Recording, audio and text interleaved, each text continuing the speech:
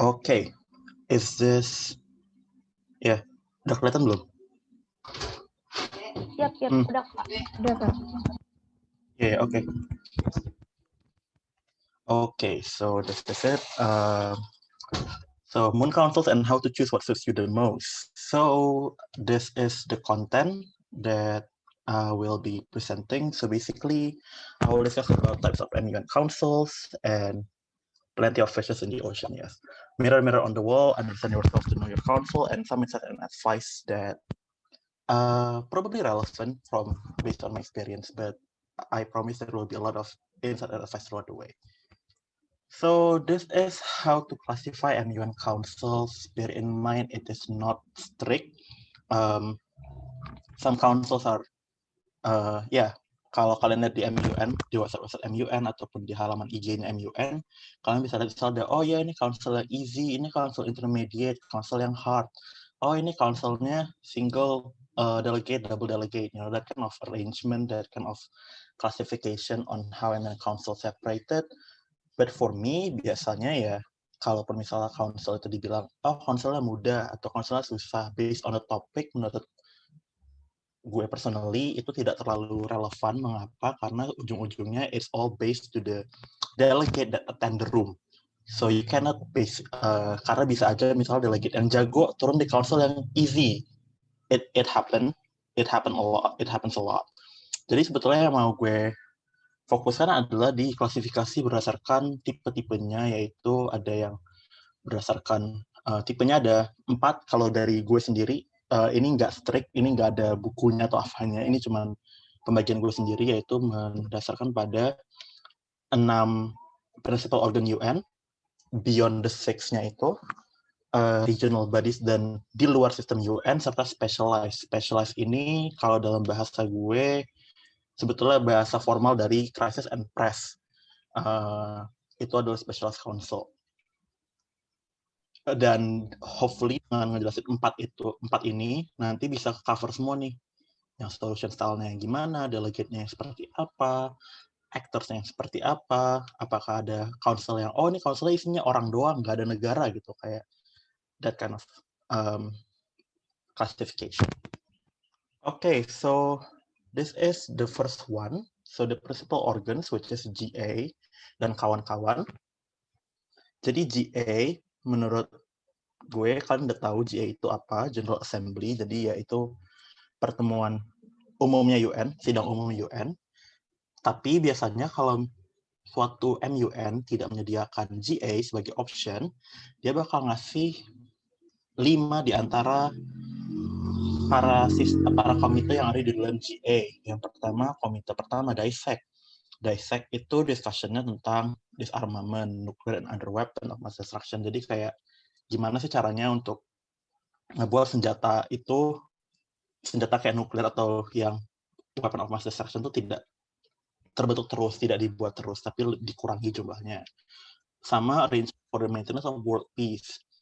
Jadi di sini sistemnya one country, one vote. Gue berani bilang sistem blockingnya cukup rigid, in a sense, mau ganti topik pun bisa aja tetap sama sistem blockingnya ya. Walaupun ya, sometimes it can change, but usually DISEC ini cukup strict blocking sistemnya, in a sense, ya udah Amerika pasti sama Prancis gitu misal. Iya pasti nggak mungkin dong si Israel sama Irak bareng, itu kayak gitu. Solutionsnya mostly bentuknya recommendation. Jadi bear in mind kalau kalian bikin solution, ini gue pakai frameworknya UN ya. Karena ujung-ujungnya kalau di MUN kan tergantung delegate-nya ya mau bikin solusi gimana. Kadang-kadang benar salahnya belakangan. Tapi kalau based on UN, sebetulnya recommendation-nya properly harusnya dia ngebentuk DR-nya itu bentuknya sebagai recommendation ke UNSC atau UNGA. Atau biasanya dia kerjasama sama badan-badan lain seperti yang ada di bawahnya kayak UNODA atau Conference on Disarmament. Jadi atau misalnya DPPA, Department on Peacemaking and Political Affairs-nya UN. Jadi solutions-nya itu biasanya bukan action. Dan lo sering lihat action kan di misalnya establish badan apa atau ngapain gitu, turunkan pasukan atau misalnya disarm nuclear weapon suatu negara di dissect, that's not how it works harusnya. Solusinya harusnya lebih berbentuk recommendation. And itu semua sama sampai di Sixth Committee. Biasanya tuh sistem yang mereka kasih tuh solusinya tuh harusnya lebih ke arah reviewing, ngeliatin, nge-review kerjaan dari subsidiaries-nya. Jadi karena badan-badan UN ini, para komite-komite UN ini punya banyak layer-nya gitu loh. Jadi kayak misalnya, contohnya di Sixth Committee itu punya bawahan namanya International Law Commission kalau nggak salah. Iya ya, International Law Commission itu kerjaannya Sixth Committee atau si Legal Council itu cuma nge-review kerjaannya si International Law Commission, one of the work ya.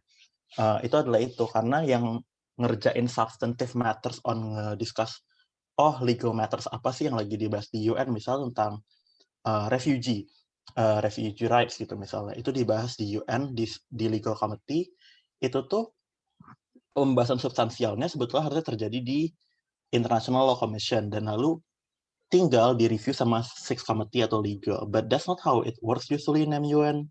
Jadi kadang-kadang di MUN tuh dibahas, legal ngebahas pertanyaan.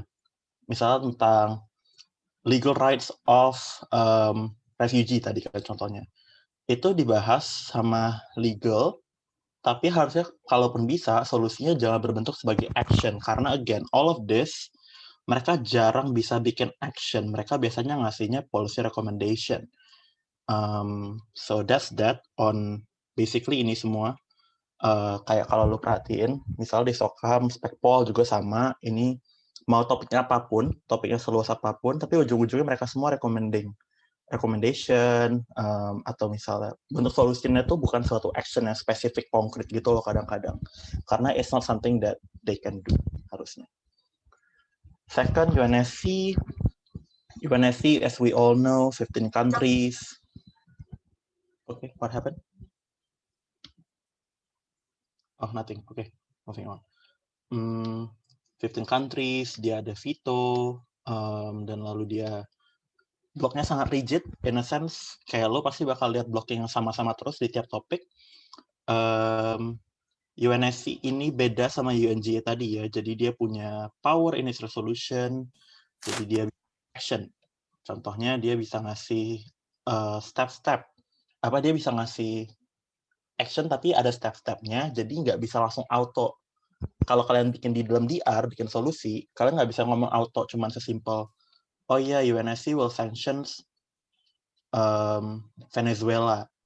No, you cannot do that. You have to explain, you have to elaborate on how sanctionnya berjalan. Itu ada semua di internet. Like I think you can find it easily on how misalnya sistem mereka ngasih sanksi itu gimana, step-step mereka ngebuat ngedeploy UNPKO itu gimana, itu semua ada di websitenya UN, tersedia full lengkap step-stepnya, dan basically kalau kalian mau bikin solusi emang harusnya dari situ gitu, kayak, dan kalian juga harus perhatiin kayak step-stepnya dan apakah negara kalian pernah ngelakuin hal ini atau enggak misalnya gitu sebagai negara yang dalam UNSC.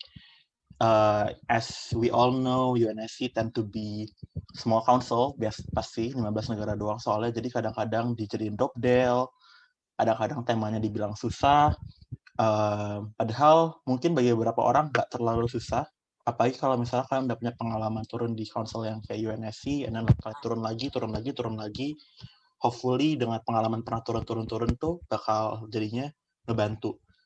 Jadi nggak necessarily sebetulnya bisa dibilang susah, karena ya pada akhirnya yang bisa nentuin susah gampang tuh sebetulnya lebih, kalau menurut gue ya, adalah di council-nya. Walaupun ya topik yang harus di-cover cukup draining kadang-kadang. Ada United Nations Economic and Social Council, ECOSOC ini basically kalau si UNSC ngomongin security, ini ngomongin segala hal selain security. Ngomongin tentang economic, ngomongin tentang segala social matters, ngomongin environment, dan ECOSOC ini punya special agencies yang bisa kalian pakai jadi solusi kalian. Misalnya, kalau lagi bahas tentang makanan, tentang food security, kalian bisa arahin solusi-solusinya ke FAO. Kalau lagi ngomongin masalah communication, kalian bisa arahin solusinya ke ITU. Kenapa? Karena ini semua adalah specialized agencies-nya punya ECOSOC. bahkan IMF sama World Bank itu punya ICOSOC. Bukan punya, tapi di bawah. Walaupun hubungannya tidak necessarily atas bawah gitu, cuman IMF sama IMF tuh bahkan ngelapor ke ICOSOC. So, try to know more about that gitu loh, kayak kalau kalian misal mau milih konsol ICOSOC, kalian harus coba ketahuin dalamnya ICOSOC tuh gimana. Ini nanti kalau, ini kan bakal gue bagiin slide-nya, nanti kalian tinggal klik aja, itu chart-nya, itu bakal nge-stock kalian apa aja yang ada di dalam ICOSOC. Gue skip trusteeship sama UN Secretariat nanti, karena basically gak ada MUN pakai itu. Next ada ICJ. Ini gue pernah lihat itu cuma sekali di Indonesia, which is ICJ in Jakarta MUN. Pas itu Ukraine v Russia kasusnya. Jadi kalau dia bukan kayak MUN biasa, jadi lebih kayak kalau anak FH ada di sini pasti tahu moot court, sangat mooting style. Jadi kalau di MUN-in agak susah in a sense karena ya gitu, dia bukan suatu council yang umum bentuknya. Councilnya bentuknya pakai judges, jadi kalian mewakili orang yang tidak terikat pada negara. In a sense, walaupun lo perwakilan dari judge-nya namanya siapa, misalnya Judge Peter gitu misalnya, lo orang Austria, doesn't necessarily mean that you have to reflect Austria's interest, for example. Mungkin iya, tapi kayak sebetulnya nggak necessarily kok. Kayak lebih seringnya dia act as individual tanpa ada burden ke negaranya. Jadi emang dia tuh entity bebas gitu sendiri si judge-nya ini. Dan jadi sistem awarding-nya kalau di ICJ itu ada 2 best judges. Jadi di antara 15 itu ada pemenangnya 1, sama ada best yang yang cases-nya, best I'm not sure how to call it, but ya satu plaintiff, satu defendant. Plaintiff kan yang ngebawa kasusnya.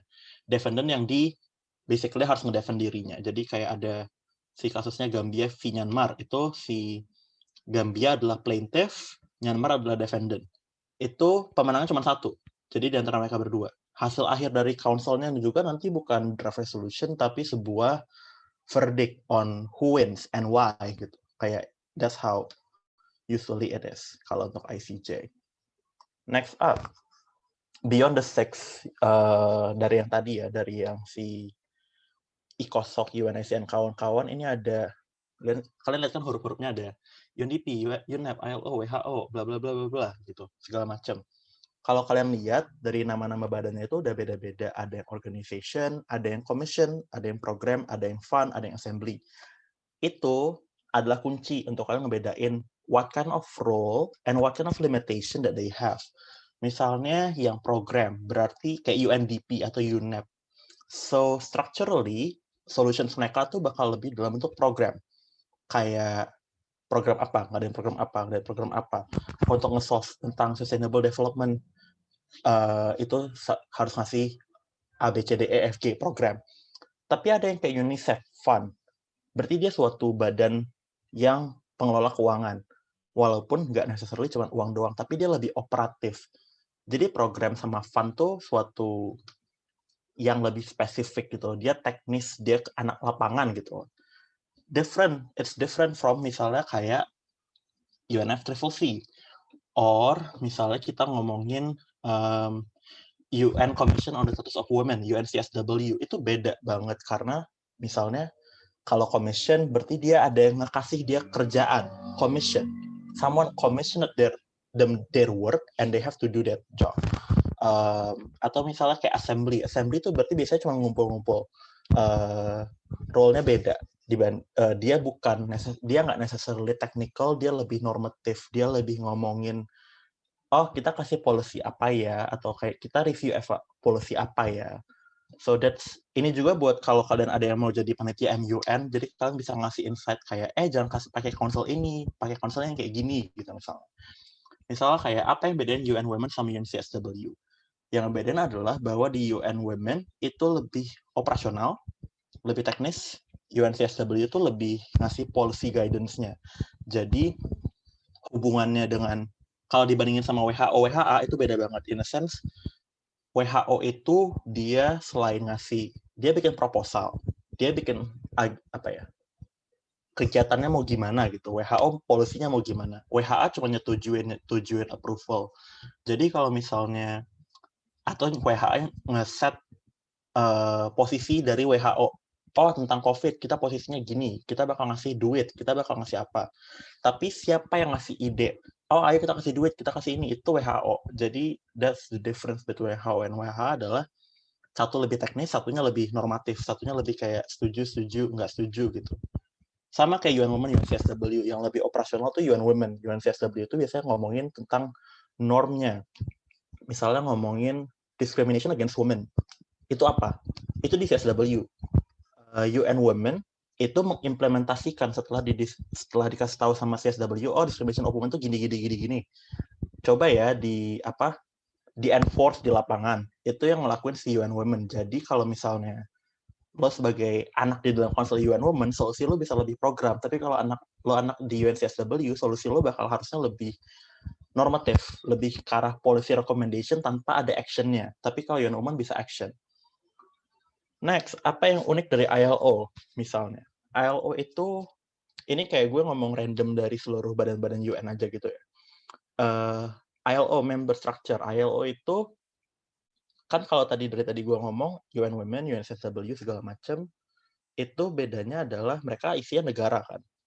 Beda sama ILO, ILO itu isinya adalah gabungan dari negara, pemerintah suatu negara, lalu ditambah dengan isinya ada perwakilan pekerja, federasi pekerja, jadi ada serikat buruhnya, sama ada serikat kepegawaiannya, bukan kepegawaian, serikat employer, serikat perusahaannya lah gitu basically.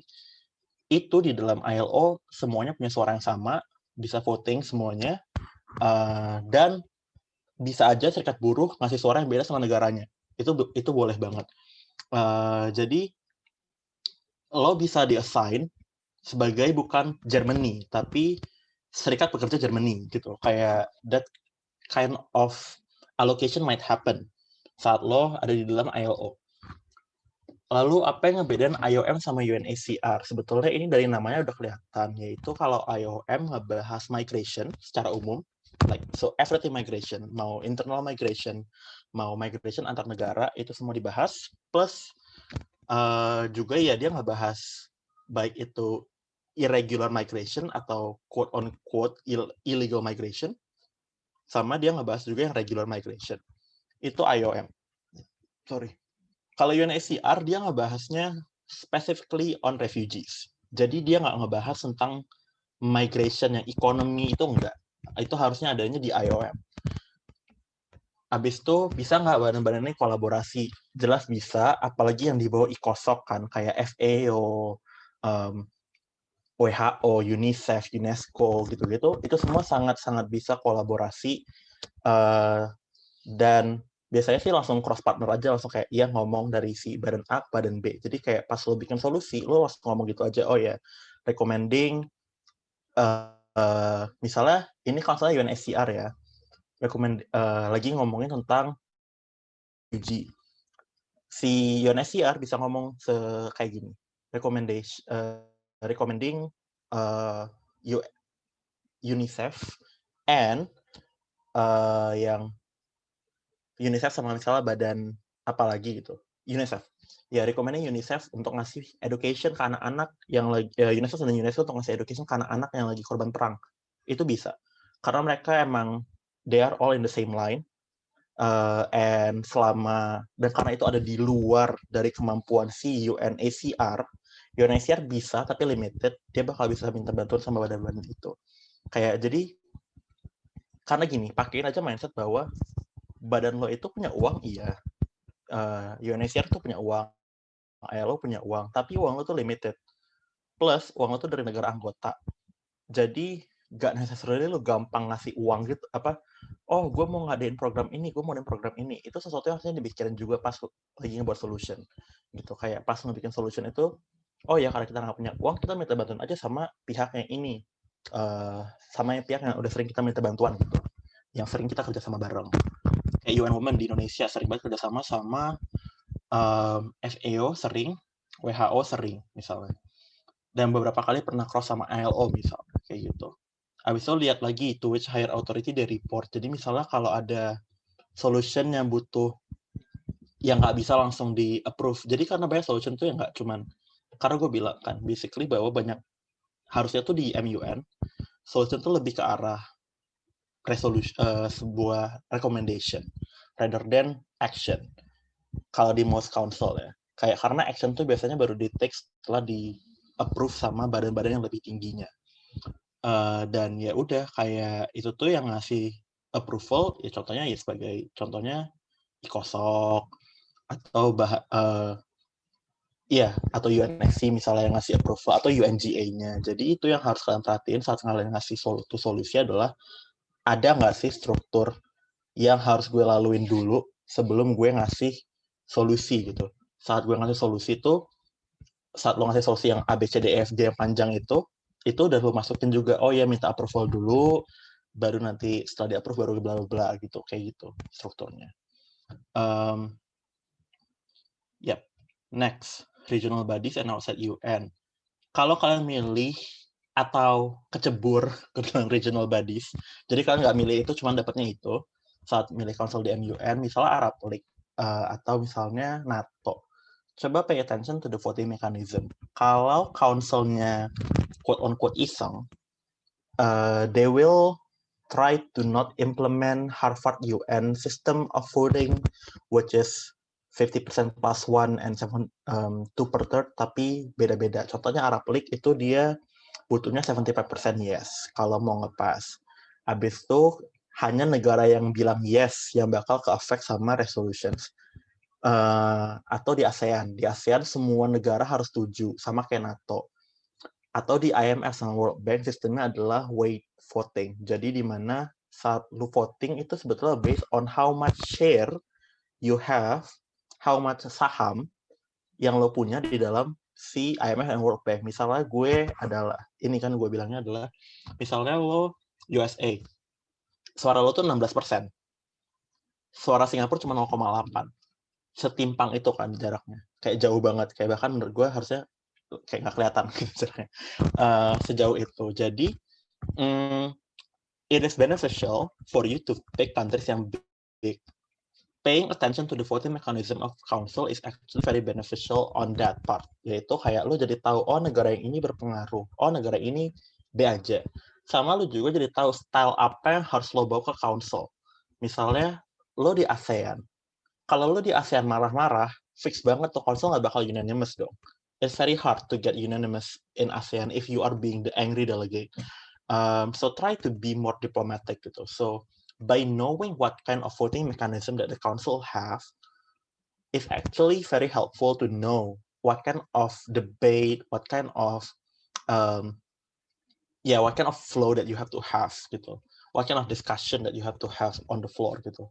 Karena kalau misalnya lo di ASEAN marah-marah itu zong banget misalnya, tapi kalau lo di World Bank dan lo USA atau lo Germany, lo jadi sombong juga nggak masalah, in a sense, kayak maksudnya karena power suara lo gede gitu misalnya. Habis itu pay attention to the ability and limitation of the body. Jadi ini sama aja kayak tadi sih. Basically lo harus tahu mandate of the council itu apa. Misalnya, oh ini lagi councilnya European Union ngomongin misalnya ada pecah perang di Catalonia di Spanyol gitu, antara Madrid sama Barcelona tuh perang pemerintahannya ya. EU nggak bisa nurunin pasukan. EU nggak punya itu. EU nggak bisa EU nggak bisa ngasih pasukan. Turun pasukan Catalonia itu nggak boleh. Tapi kalau itu kejadian di African Union bakal bisa nurunin pasukan. Misalnya ada perang di Chad atau perang di DR Congo, African Union bisa nurunin pasukan. Lo bisa ngasih solusi, kasih pasukan gitu, deploy troops gitu, itu bisa. Lalu misalnya di IRF itu specifically ngediscuss political security. Jadi itu ngebahas tentang isu-isu keamanan, misal tentang dari perompak, teroris, segala macam, narkoba, itu dibahas di ASEAN Regional Forum, tapi dengan semangat cooperative dialogue and enhance regional peace and security. Jadi ASEAN Regional Forum ini negaranya ada banyak, ada 27, 28. Itu harus unanimous, kedua itu harus dialog. In a sense, solusi lo in a sense normatif. Action tuh ada, cuman lebih ke arah recommending. Jadi nggak terlalu yang kayak menusuk gitu, kayak suatu aksi. Misalnya kayak Myanmar kemarin kudeta, lo mau nyuruh kirim pasukan nggak bisa di ARF. Di ASEAN pun juga nggak bisa gitu. It's not how ASEAN works gitu kan. Karena emang ada spiritnya adalah untuk lebih ke arah menjaga regional peace and security and stability basically. Jadi dan lebih mendepankan cooperative dialogue. Jadi adanya dialog ngomong gitu. Jadi kalaupun dia ngasih solusinya adalah ngomong lagi gitu, bukan solusi action yang di lapangan gitu. Jarang biasanya. Kalau untuk masalah-masalah gitu. Tapi kalau misalnya ngelawannya adalah perompak yang bukan negara, itu mungkin dia lebih bisa strong action-nya. Atau misalnya ini terakhir, ini gue pernah lihat di kasusnya di satu MUN, ini sebelum corona, ada OPEC. Dan di OPEC ini, jadi dari awalnya tuh udah ada faulty design in the sense bahwa ada nuance di mana dikatakan OPEC-nya bisa ngeset harga oil. Padahal OPEC nggak bisa nentuin harga oil secara definitively. OPEC cuma bisa meng-affect harga oil dengan cara nambah oil supply atau menurun oil supply. Jadi misalnya OPEC tuh ngomong, ayo harga minyak turun nih, tentuin harga dong biar harga minyak naik lagi gitu. Oh gimana caranya? Tentuin aja supply kita mau banyak, kita mau dikitin aja supply-nya. Kan kalau supply dikit, kan demand-nya ada banyak, supply-nya dikit. Jadi mau nggak mau harga naik dong, karena ya udah supply-nya dikit. Ya udah, kalau misal dia jadi nentuinnya per barel. Oh ya udah kita sediain aja kayak 1,2 juta barel daripada normal 1,6 juta gitu misalnya. Itu bakal affect the oil price, but it's so that's the policy that can affect OPEC take ya. That can lo sebagai delegate di OPEC ambil.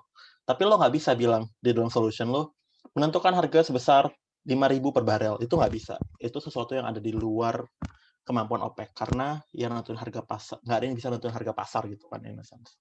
Tapi dia bisa meng-affect. Specialize. Ini buat yang special, crisis and press. So, from my observation, crisis itu sebetulnya basically sama-sama aja. Mau itu dia, ya sama-sama aja. Ada bedanya, ada. Cuman, in the end of the day, it's quite the same in spirit bahwa there's a crisis that you should solve and you can be revisionist in a sense that you can alter the course of history gitu, atau you can alter, you can make some changes.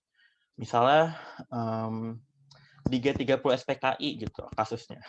Kalau misalnya ada council G30 SPKI, instead of ada Irman Nasution yang meninggal, misalnya bisa aja, oh ini berhasil ngebunuh Jenderal AH Nasution, misalnya gitu. That kind of changes might happen in crisis council. Dan kedua ada press, itu dia. Jadi ini semacam my observation untuk crisis, coba pelajarin overarching arc-nya.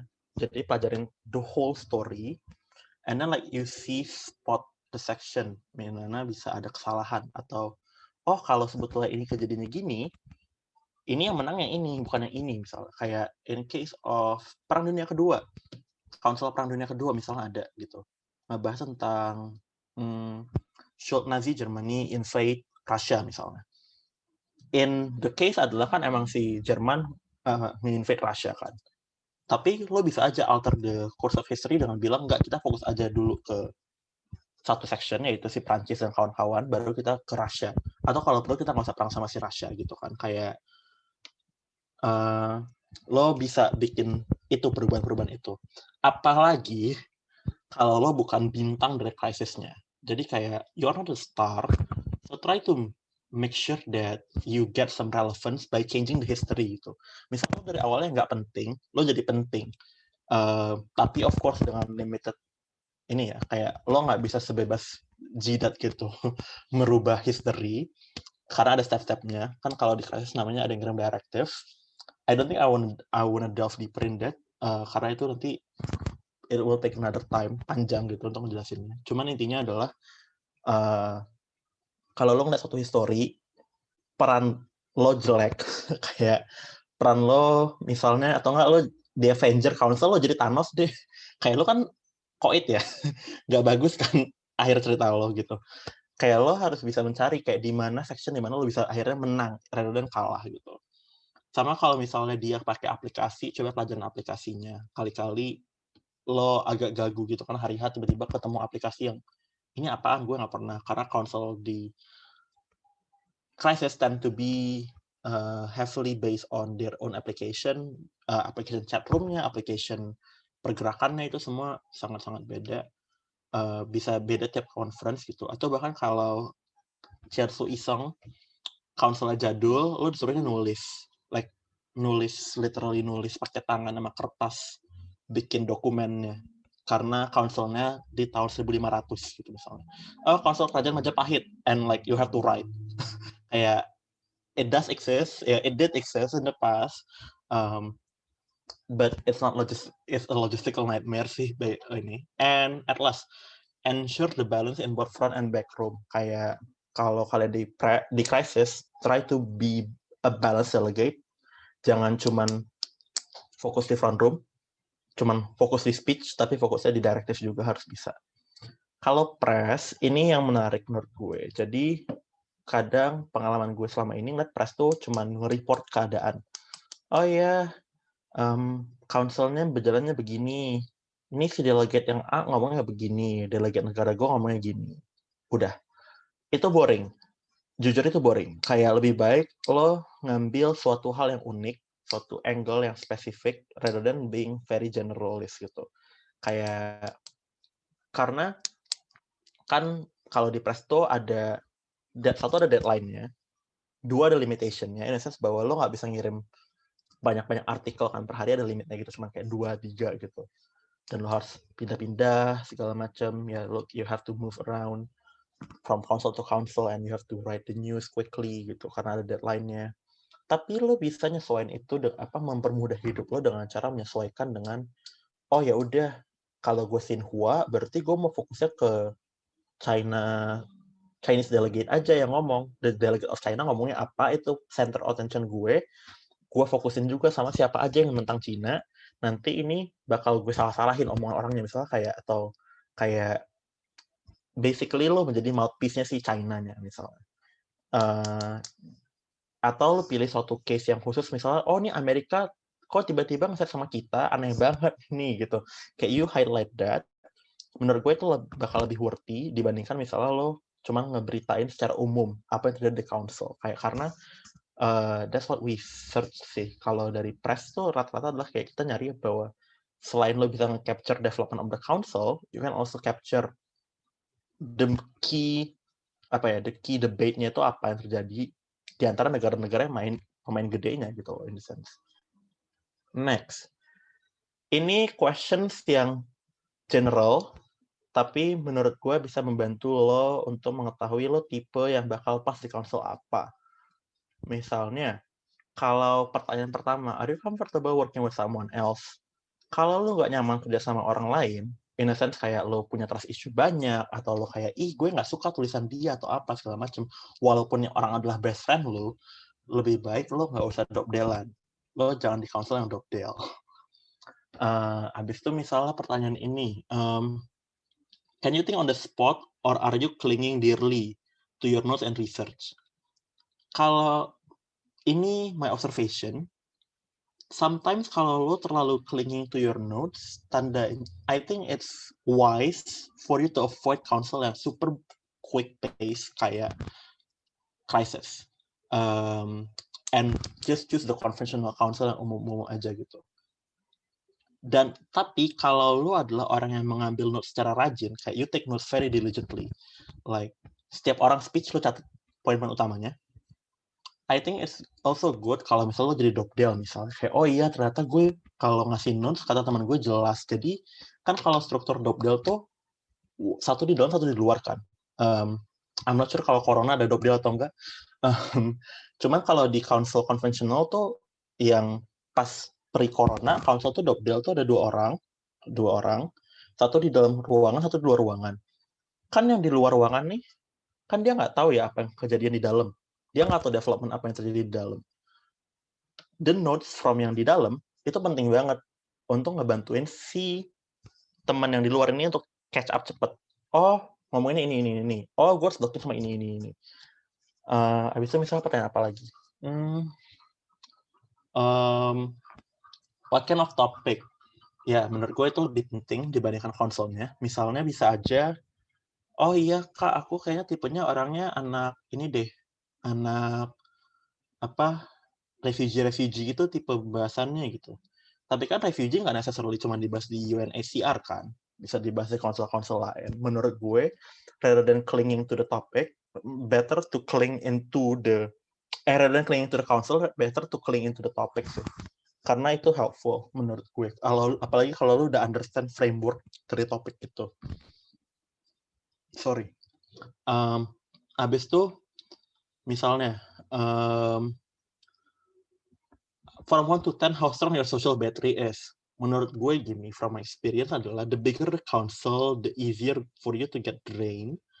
So, kalau lo lebih nyaman di konsol yang quote-unquote damai, orangnya dikit, lebih baik ya udah dipilih konsol-konsol kayak ASEAN plus 3, UNSC misalnya. Rather than lo harus handle 80 orang di dissect atau 116 orang di WHO misalnya, kayak better to just go to konsol yang kecil di mana lo bisa nyaman untuk ngomong gitu. Karena kadang-kadang ada orang yang keburu ngedown. Misalnya dia ngangkat placard nih, kayak ngangkat placard, gak kepilih 3 kali beruntun karena konsolnya kegedean.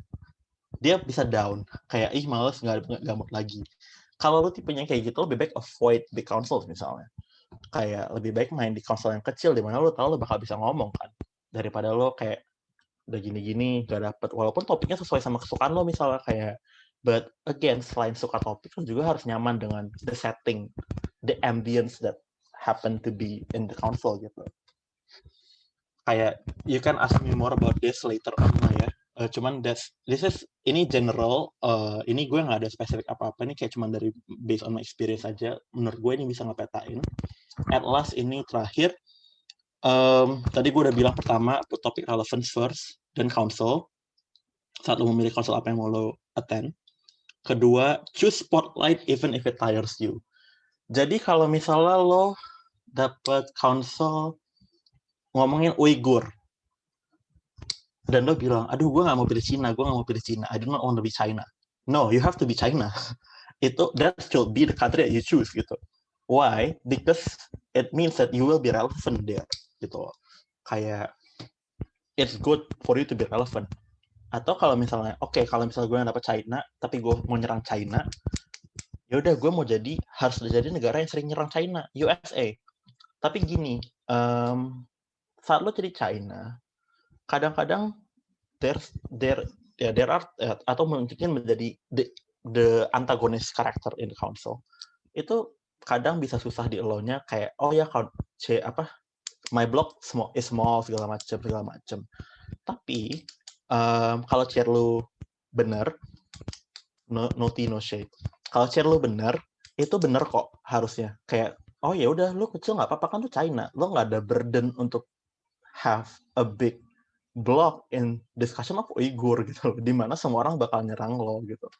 Malah kalau blok lo gede itu antara delegate lain yang agak-agak aneh atau lo-nya bagus banget aja gitu. Misal sampai orang klik to yourself gitu. So, dan menurut gue lebih gampang dapat spotlight saat lo negara yang unik gitu, antagonis di topik itu misalnya, dibandingkan saat misalnya apa yang ngebedain US sama UK saat nyerang China di Uyghur misalnya. Kayak actually ada difference di real world, tapi kalau di MU kadang-kadang nggak ada bedanya. Lo nggak bisa ngelihat gitu perbedaan serangan-serangan US sama serangan UK itu gimana. Kayak so unless you can make that differentiation, unless you can bring new attack to China in Uyghur topic, ya udah kayak lo jadinya sama aja kayak semua negara lainnya yang menyerang China gitu. Your solution, your criticism sama aja. So yes, choose spotlight even if it tires you, karena menurut gue saat lo dapat negara yang tidak dapat spotlight itu lebih susah buat lo untuk to get the attention, karena for you to get the attention means that you have to be good in a sense, like you have to present a good argument so people notice you. Beda sama orang yang kayak ya udah lu China mau lu jadi delegate bener atau enggak, orang pasti bakal nyerang lo gitu. Jadi lu udah dapat that instant spotlight.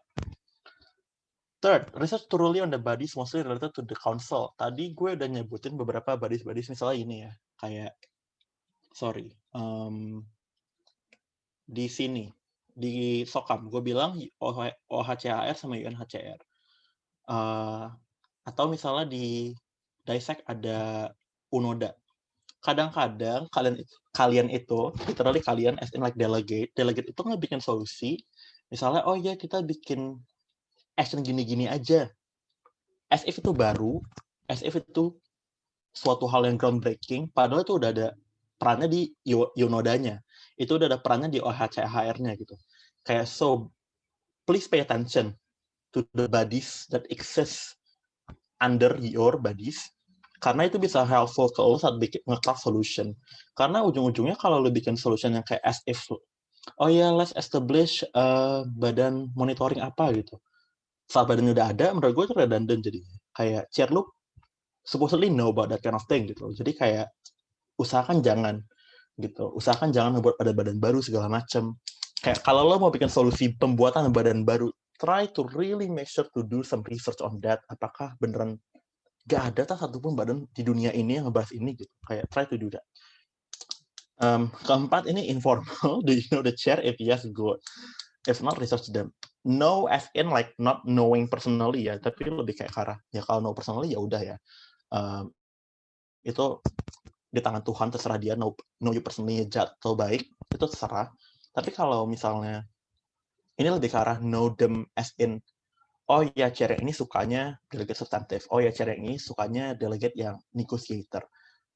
If you know that, it will be helpful for you to set yourself up gitu sih, dibandingkan kayak lo masuk ke council dan you do not know the chair at all, atau you do not have any background on the chair. Oh, backgroundnya sukanya bahas topik ekonomi gitu misalnya, kayak itu kalau lo nggak tahu itu kayak that's gonna be quite a journey untuk mencari titik weak spotnya. Oh ya, soft spotnya si chairnya itu di mana gitu. Kayak I think Pandey atau misalnya Fakih can vouch about me, misalnya kayak, oh Kaisan tipenya ada chair seperti apa, kayak I think they can vouch on me on that. Tapi ya setiap chair itu, I mean like we cannot deny the fact that MUN is still a subjective competition. Mau seobjektif apapun, there will still be subjectivity there in the scoring in the end of the day. Kayak segede apa degree-nya gue nggak tahu, tergantung chairnya. Cuman to know the chairs. Wait, there's a lot of chat. Oh, okay. Okay. Sorry. Yeah. But knowing the chair is good. Next, understand deeply the mandate of your council. I guess it is, ya udah, menurut gue itu suatu requirement untuk lo semua yang mau MUN untuk tahu mandat council lo, limitation-nya di mana. I think this ini gue cuma ngasih brief aja ya. Oh ya, council yang kayak ASEAN harusnya dia konsensus, harusnya dia begini, temanya ngomongnya ini. I think like that's basic. But why? Karena gue maunya lo yang research gitu loh. Kayak karena this is your MUN, this is your battle. So rather than lo dapat spoon feeding, like full spoon feeding, karena gue di sini kayak I'm like your general coach. I'm not like your specific coach where I have the quote-unquote obligation untuk ngasih tahu lo, oh ya lo harus gini. Tapi kayak I'm just want to teach you on like the differences within councils gitu. Jadi kayak it's your job kalau emang lo curious untuk mengetahui lebih dalam tentang mandat council lo, specification council lo itu apa. But I guess hopefully maybe yang tadi udah ngebantu. And terakhir, don't be shy in recycling or solution. Jadi kayak ada kasusnya di mana delegate ini turun di UNSC terus. Dia menang terus.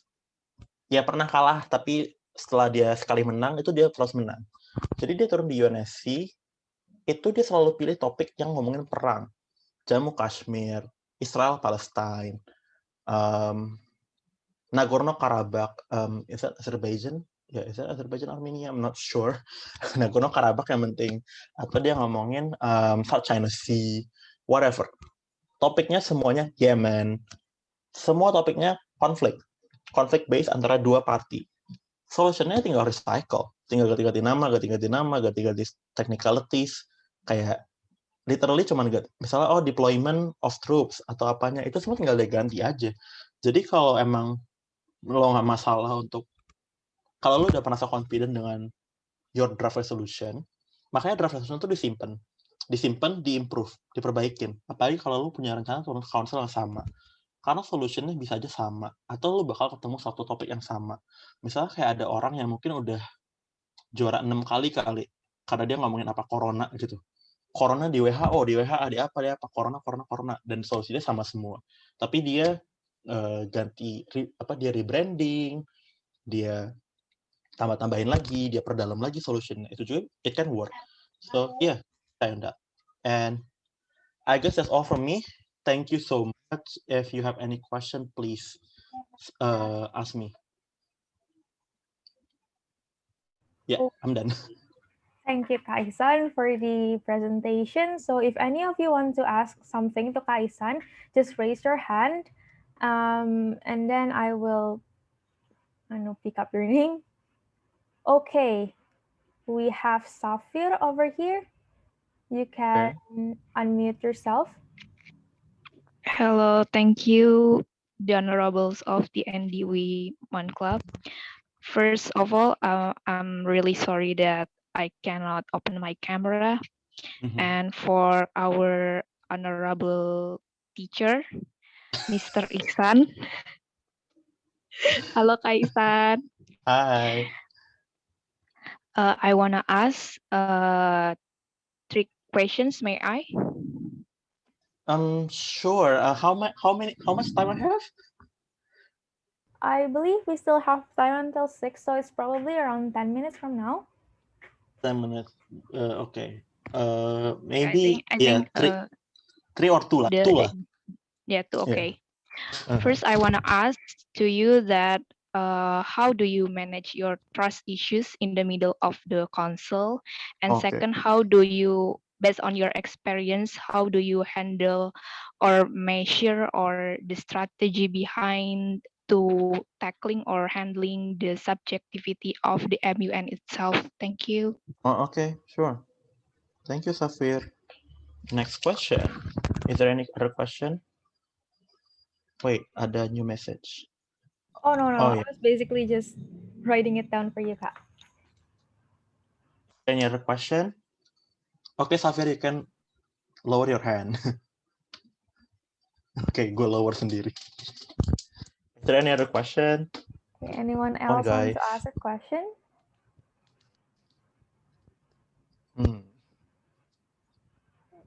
Okay, perhaps masih pada malu-malu, Kak. So I think you can ask first. Oh, wait. Fakih mau nanya, Fakih. Ada Fakih. Oh, ada Aisyah juga nanti.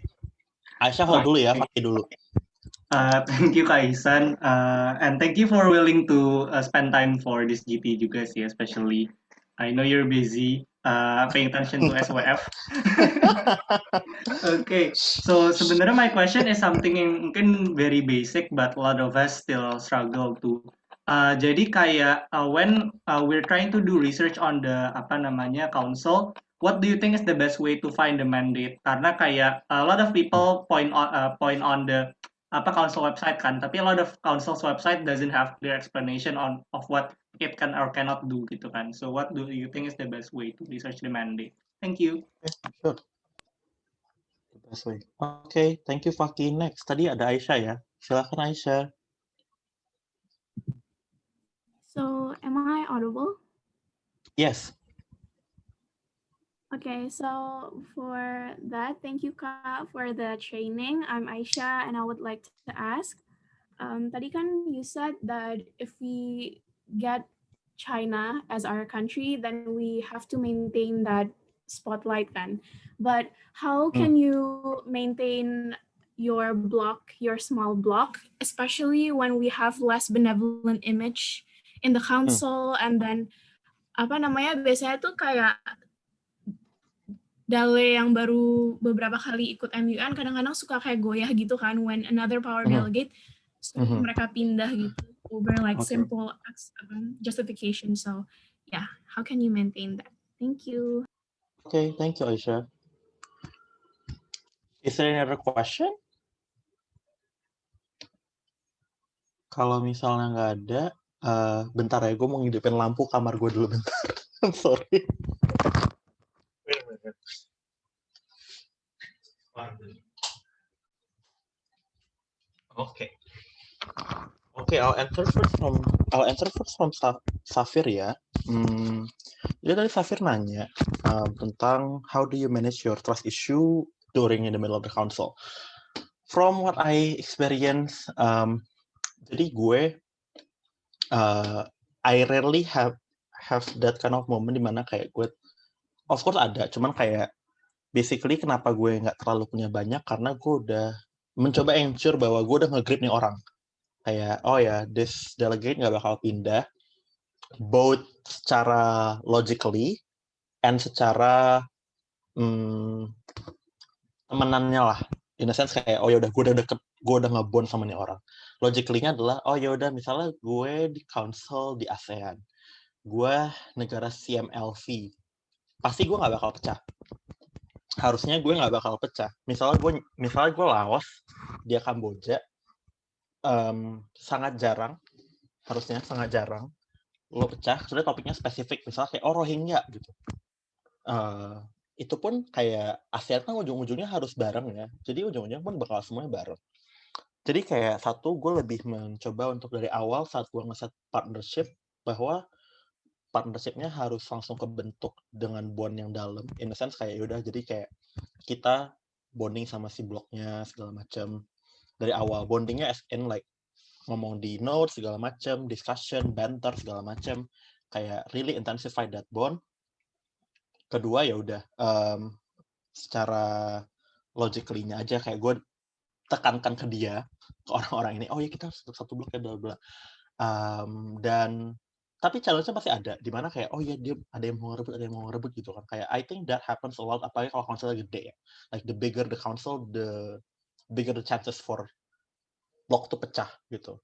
Tapi ya udah, kalaupun misalnya blok pecah, menurut gue gini, kalau bloknya pecah tapi yang kabur itu yang quote on quote irrelevant, ya udah, mungkin gue nggak bakal terlalu bother. Tapi kalau misalnya dia ngebawa orang, mungkin gue bakal sedikit lebih. Kenapa dia pindah? Kayak kenapa dia bisa pindah dan bawa orang lagi gitu, kayak.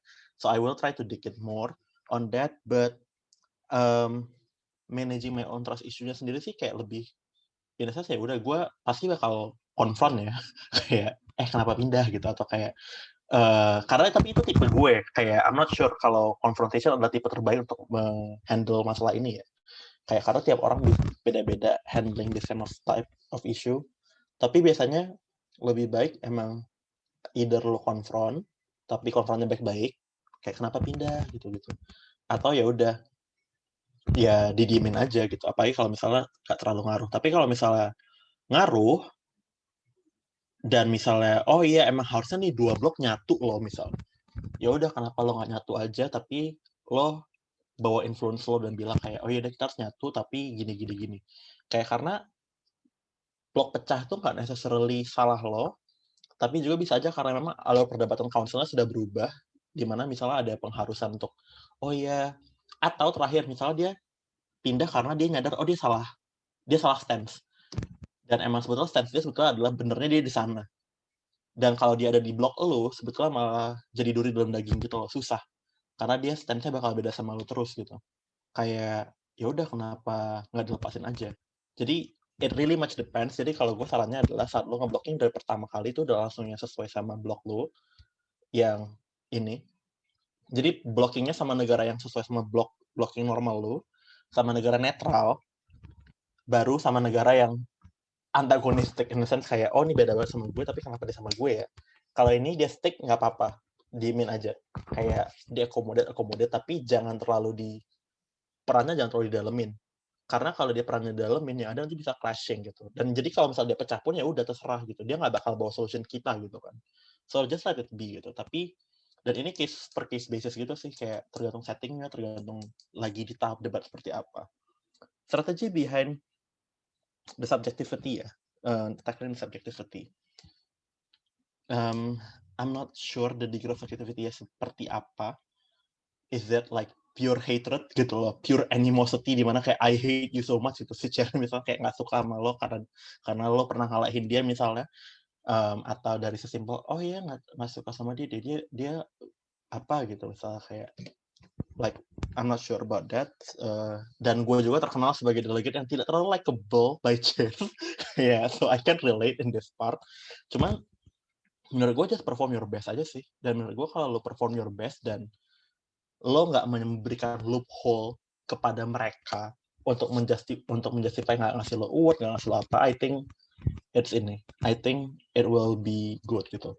Kayak, tapi lo juga harus dengar suara orang kayak ini, misalnya lo mikir kayak, oh ya harusnya kan gue menang ya, tapi kenapa gue nggak menang ya? Atau kenapa gue rankingnya nggak sebagus itu? Gitu. Kenapa ya ini? Kayak, coba try to search another opinion dari orang yang beda blog sama lo. Dengerin, misalnya kayak, oh menurut gue lo ini, menurut gue lo terlalu apa gitu. I think that kind of opinion juga mungkin bisa mereduce the tension yang lo punya dengan chair lo. Misalnya kayak lo punya, ini buat kalian semua, misalnya kalian punya beef sama chair kalian, kayak, ih kayak chair gue bias sama gue deh. Kayak mungkin enggak. Mungkin chairnya ngelihat bahwa lo-nya, oh dianya nggak akomodatif misal atau apa, kayak, dan ternyata itu justifiable bahwa emang lo nggak akomodatif. Itu ya mau nggak mau, like ya udah, itu jadi pelajaran. Tapi kalau memang misalnya pure subjektif banget, kayak, oh gue nggak suka sama dia karena dia gini-gini, dan itu nggak ada hubungannya sama substance lo, nggak ada hubungannya sama performance lo, that's the problem in their part, not yours. Selama lo perform yang terbaik, ya udah, kayak people will be the one yang buzzing gitu loh. Kayak banyak kasusnya di mana orang yang kayak, ih harusnya tuh yang menang tuh yang ini tahu dibanding yang ini. Kayak, that happens a lot.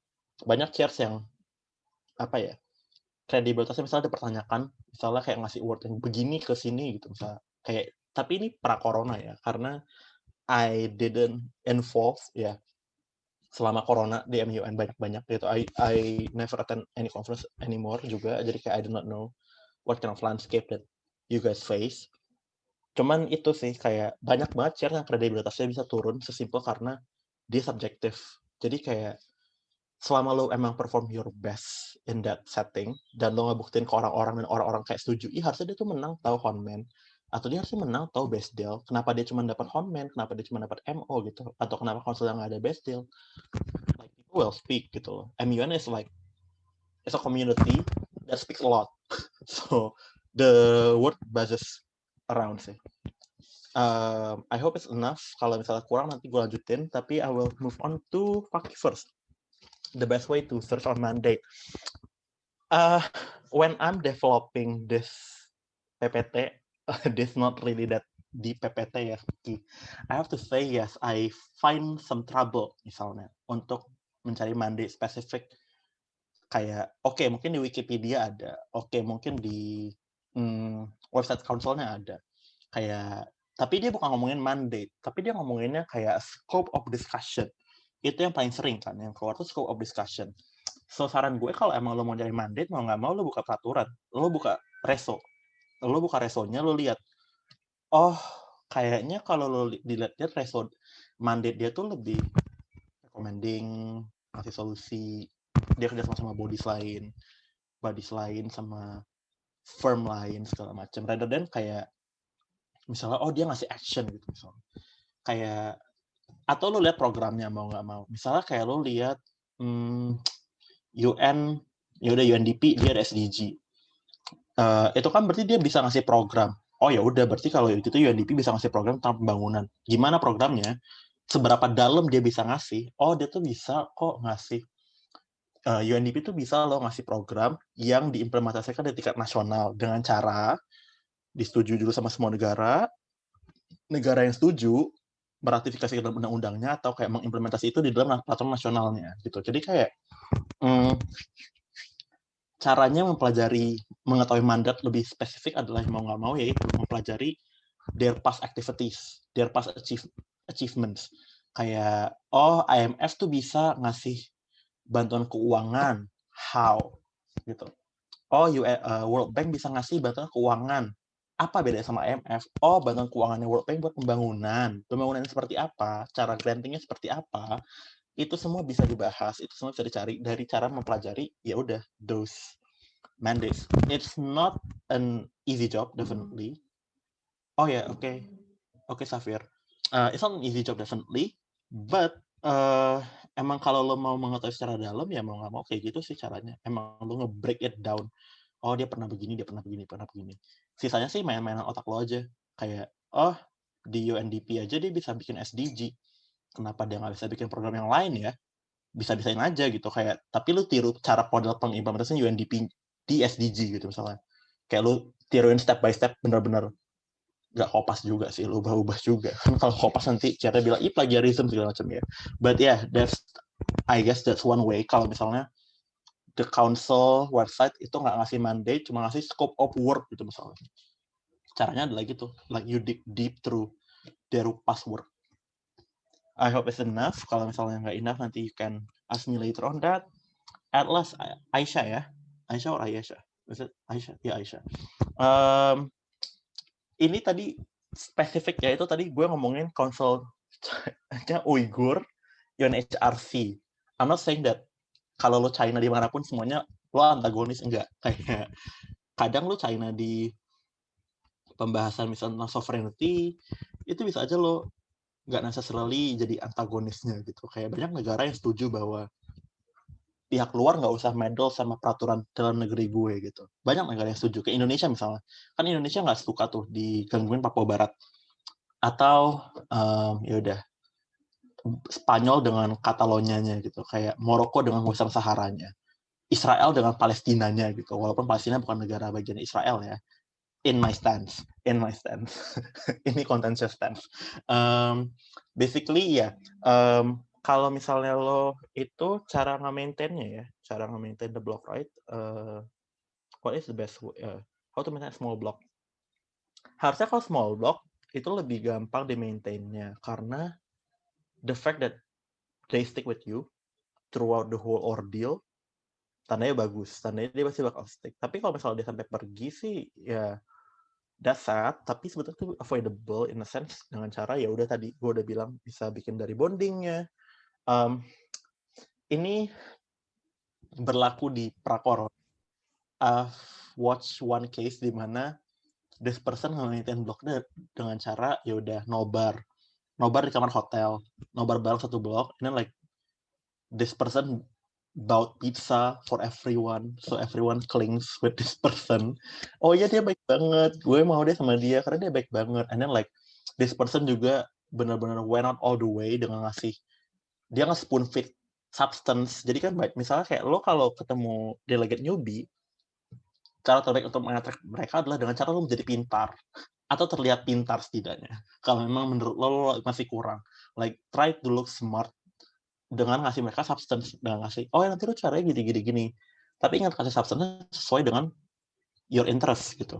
Kayak di spoon feed substance tuh kayak beneran kayak, gue nggak ngerti deh cara ini maksudnya apa gitu. Lu jelasin satu-satu kayak gini loh, gini.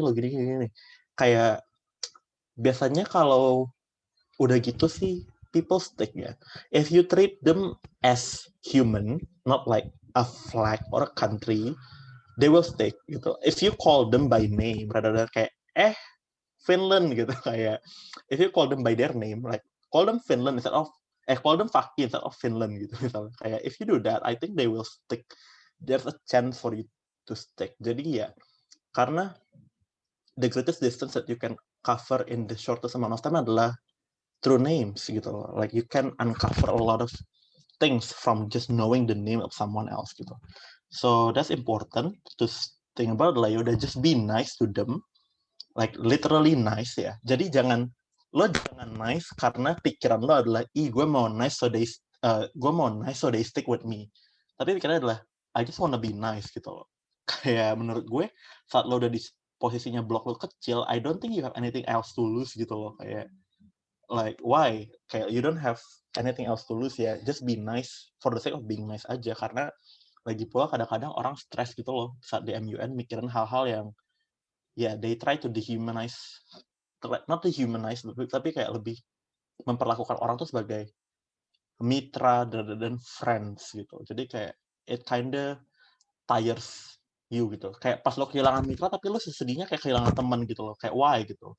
Lebih baik ya udah perlakukan aja mereka sebagai teman lo in the council, and like hopefully they will stick. I know this sounds like suatu hal yang sangat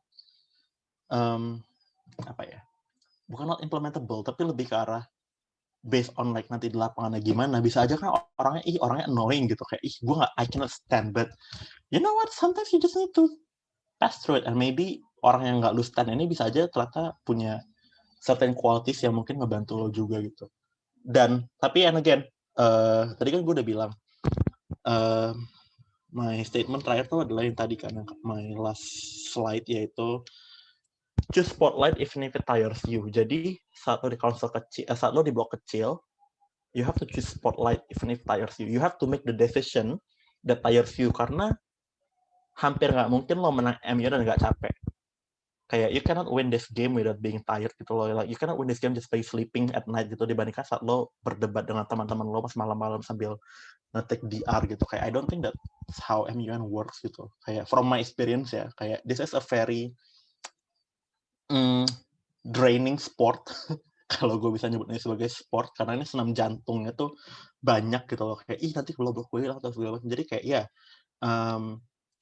choose the actions, choose to be tired in all those action that you do gitu ya. Kayak capek nggak apa-apa, yang penting lu merasa lu puas dengan penampilan lo, lu seneng dengan performance lo, dan lu seneng dengan apa yang lu kasih ke council. Jadi kayak I think the best way to keep your block yang small adalah just being nice to them, and kalau misalnya mereka bisa di spoon feedin aja sesuai dengan agenda lo.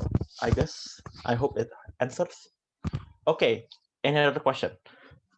One last question, I guess. Kalau misalnya ada. Halo, Kak. Halo, who's this? Who's this? Fauzan, Kak. Yeah. Halo.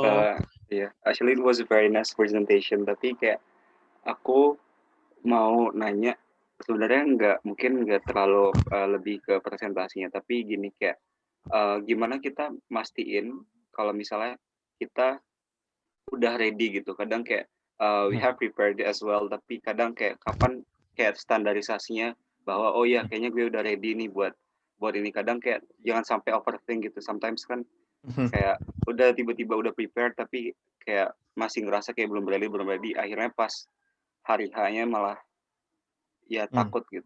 Thank you. Oke. Menurut gua ini pengalaman gua sendiri sih. Mau gue jadi dele, mau gue jadi chair, I will never be fully ready. Kayak maybe 80, maybe 70. Kayak menurut gue kalau lo bisa ready 100% itu unik ya. Kayak karena kayaknya lo fortune teller gitu deh kalau lo bisa ready 100%. Kayak lo bisa envision things gitu misalnya.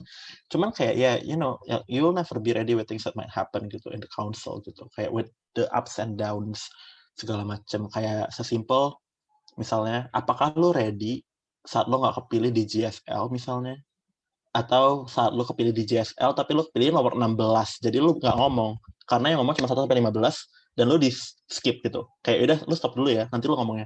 Kayak itu aja bisa bikin orang langsung down kan. Kayak because I've seen some of that happen in my from my own eyes gitu. Orang yang nggak kepilih di GSL dia langsung down, dia langsung nggak mood hari pertama gitu. So and you will never be able to prepare for that gitu loh, unless it really happens to you, karena itu bakal bener-bener kayak sinkhole gitu loh, kayak oh anjir gue gak pilih, sorry berkata sorry for saying curse word, but yes, you will never be ready. Tapi emang tadi penting untuk tahu batas kita di mana, tapi juga penting untuk karena kita nggak pernah ready, kita nggak pernah bakal bisa ready fully. Menurut gue mau nggak mau lo harus ya udah couple it with research terus. In a sense, jangan sampai capek ya. Jadi kan kalau gue researchnya adalah I will never tire myself for research. Kalau research gue kayak gitu. Kayak gue maunya research gue harus fun. I have to be in the fun mood. I have to be in the fun mindset dimana kayak gue lagi enjoy banget dan gue mau research. Kalau gue lagi males-malesan dan gue paksain research, itu adanya gue bakal kayak full of dread, full of anxiety, full of anger gitu loh, kayak lama banget ya, sumpah nih nyari-nyari begini kok susah banget gitu. Kayak so I try to do my research when I'm free, in a sense kayak otak gue lagi free, otak gue udah lagi gak ada pikiran apa-apa yang distracting. I will always turn my phone off, pasti gue jauhin dulu HP gue, ya udah research. Tapi ya itu, lo pasti bakal harus research lagi di hari H. Kayak setelah selesai hari pertama pasti lo research, tadi gue nggak ngerti loh ini apa gitu, atau tadi kayaknya ada yang gue masih nggak ngerti deh, lagi tadi ini ngomong apa ya udah researchin aja, jangan malu untuk nggak research gitu. Karena Ya kadang research binder lo mau setebal apapun, kadang-kadang either lo lupa di dalam research binder lo itu udah ada karena ketebelan, atau ya udah ternyata research binder lo tuh kurang tebel gitu, kayak kurang cover banyak hal gitu. Jadi kayak you will never be ready, but you have, mau nggak mau pas lo turun ke medan perang ya udah gitu loh, perangin aja dulu gitu, lihat hasil akhirnya nanti. Kayak through my MUNs in the past, kayak I have to say I was never ready sampai pas gue di dalam council-nya dan chair-nya udah ngetok palu, kita mulai session, itu gue baru kayak okay, I'm in the zone. Tapi gue nggak tahu seberapa in the zone-nya gue itu, kayak I wasn't sure enough, but I just say to myself that kalau gue kepilih speech ya udah ayo speech gitu, mau nggak mau gitu, kita harus gitu aja. Kayak but jangan capek aja sih yang penting. Kayak hari pertama tuh jangan sampai lo sebelumnya tuh capek. Jadi emang kadang-kadang banyak coach lo bakal ngomong hari terakhir sebelum conference break dulu aja gitu. Malam-malamnya limitin deh, boleh research tapi malam-malamnya limitin lah. Misalnya kayak jam 10-nya tidur gitu. Jangan dibawa terlalu banyak ini, karena ya menurut banyak orang sih itu nggak bakal ngebantu ya. You cramming it. Unless research lo belum mau riset sama sekali dan lo kayak H-1 baru mau riset ya mau nggak mau sih lo harus research gitu. Ya gitu sih menurut gue. Oke. I guess udah mau 18-15, so I will pass it to Via. Silakan Via.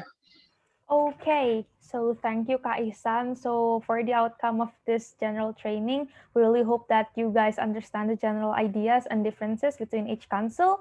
Dan harapan dari kita adalah luarnya, in your MUN journey, you can find out more about these specific councils that you are more interested in. Okay, guys?